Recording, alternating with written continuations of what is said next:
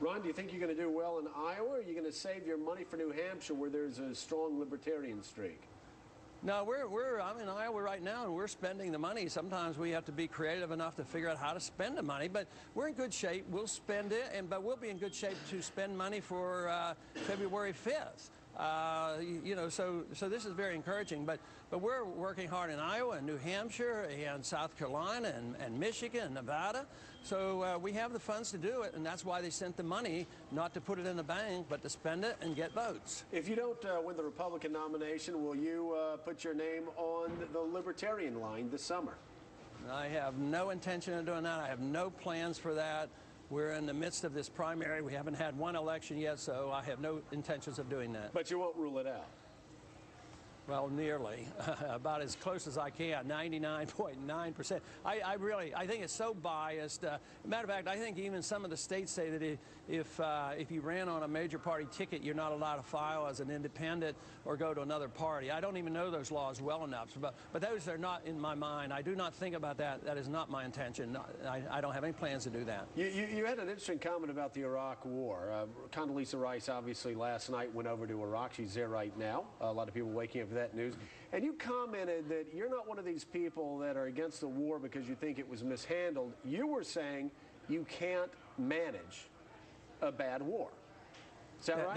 That is exactly the point. A bad war is when you start it yourselves and you go in there without a declaration. You don't know who the real target is. There's no real enemy. It becomes a political war. Actually, one of the reasons we went in there and gave the president this authority was to enforce UN resolutions. Now, you can't manage that. And some of the candidates now who voted for the war complain only, oh, it's being mismanaged. I can manage this war much better. No, you're exactly right. It's overall policy. It's foreign policy. I want the foreign policy of the Founding Fathers, the foreign policy of George Bush of the year 2000, the humble foreign policy and no nation building, no policing of the world. That's what I want. That's what the American people want. Besides, we can't afford this foreign policy anymore. We're going broke, and we have to quit before it collapses on us. Let me ask you about other wars, whether you supported them or not, whether, again, just so people have a better understanding of your view of foreign policy. What about the first Gulf War? Did you support or oppose that? No, I did not, because there was no declaration. We weren't attacked. Our national security was not threatened. Okay. And that was a regional war that should not have involved us. What about Bosnia and Kosovo? Absolutely opposed to, and all the Republicans almost were opposed to that. I mean, they even had an they had a suit against Clinton, and that's what George Bush ran against. Non-intervention, they thought that was way too much. Okay, I'll ask you this. What about Vietnam and Korea? Do you think those wars should not have been fought? Absolutely not. They were, once again, the same arguments, undeclared wars. Our national security was not threatened. We didn't win the wars. A lot of men got killed, and it cost us a lot of money, and we're still in Korea. Makes no sense whatsoever. World War II?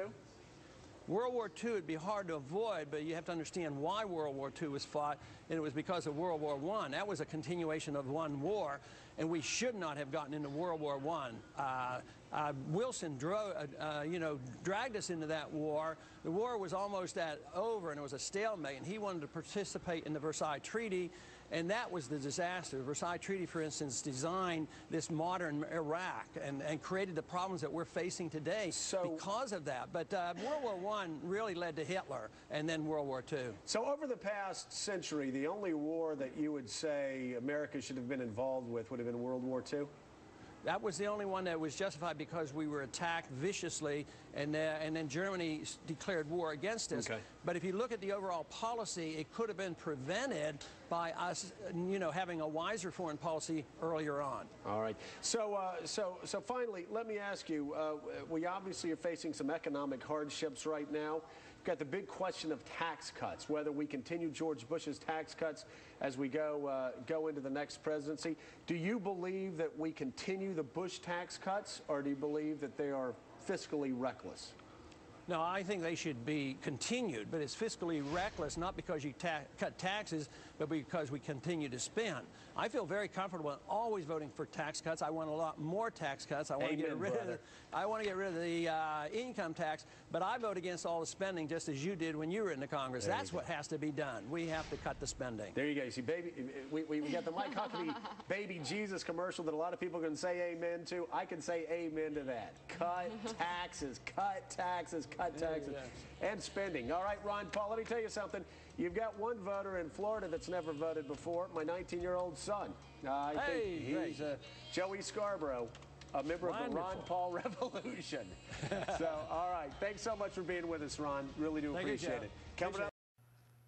So I think I really enjoy that clip.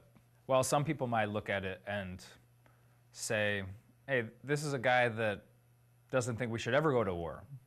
Well, I look at it from a different perspective. I actually really like hearing a politician that looks back on history, speaks about history, and makes sure that and does that so that we make sure that we don't repeat history. I think that's really important.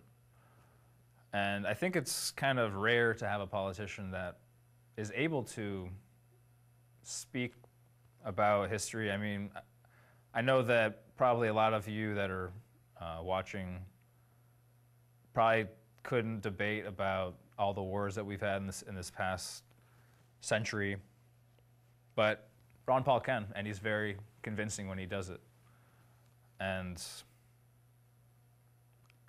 I think it's very refreshing to hear him speaking about history.